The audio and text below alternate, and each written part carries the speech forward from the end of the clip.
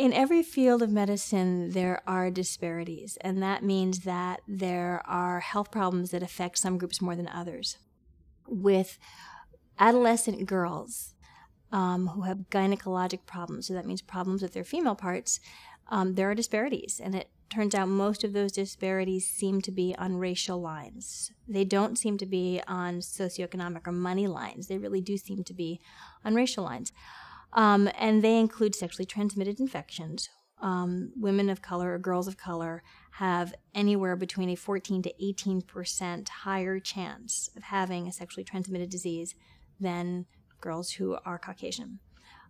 Teen pregnancy divides on those lines. There are a great number more teen pregnancies in young women of color than there are in Caucasian women. Failure to get appropriate intervention for sexually transmitted diseases, and so development into problems that can cause infertility, much more common if you're a girl of color. And I think when you try and figure out why that is and what you can do to stop that, some of it has to do with different kinds of support and teaching and role modeling.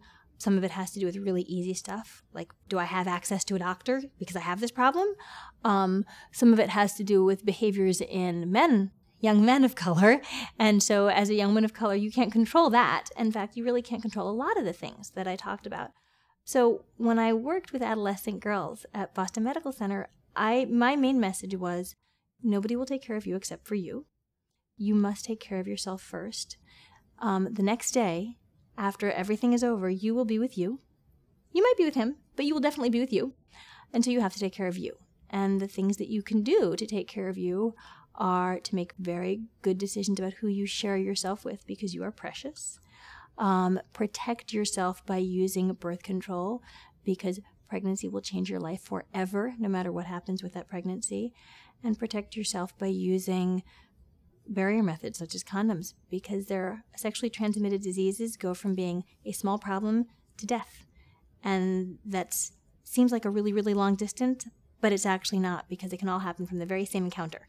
So you have to take care of yourself, because if you don't, who will? And, I think sometimes that message is well received if you say it in a preachy way and you say, I'm telling you what to do, young lady. It's not very well received. If you say, look, I'm a gynecologist and you're here, so obviously you're having sex, so what can we do to make you safe and help you take care of yourself? It's received a little bit better.